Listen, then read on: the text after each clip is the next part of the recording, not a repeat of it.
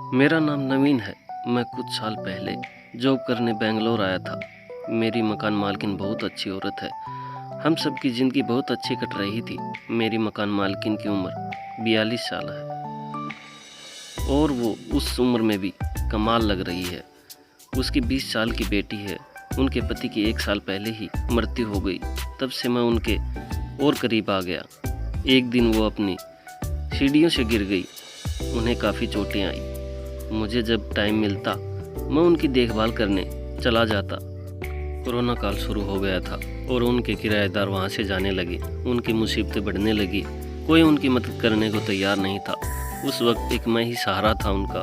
पूरी बिल्डिंग में हम गिनती के लोग बचे थे। एक रात आंटी के पैर में दर्द शुरू हो गया तो आंटी ने मुझे अपने रूम में बुला लिया।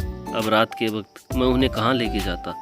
मैं उनके पैर की मालिश करने लगा। उनकी बेटी काजल वहीं टीवी देखने लगी और मैं मालिश करने लगा।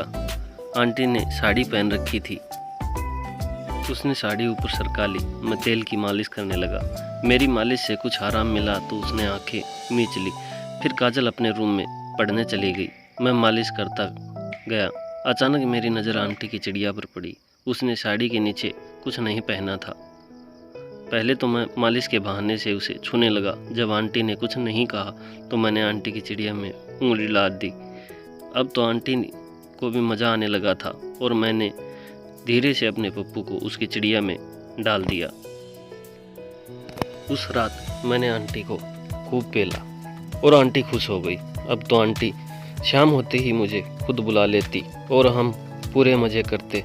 फिर एक रात जब हम पेला पेली कर रहे थे तो काजल पानी पीने बाहर आ गई। उसने हमें खिड़की से देख लिया। जब वह खिड़की पे खड़ी थी तो मैंने भी उसे देख लिया था।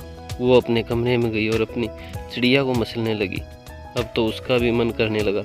जब आंटी सो गई तो मैं काजल के कमरे में गया और उसने अपने कपड़े उतार रखे थे और अपनी चिड़िया को मसल रही थी। वो मुझे अपने कमरे में देखकर चौंक गई और शर्माकर कम्बल में छुप गई।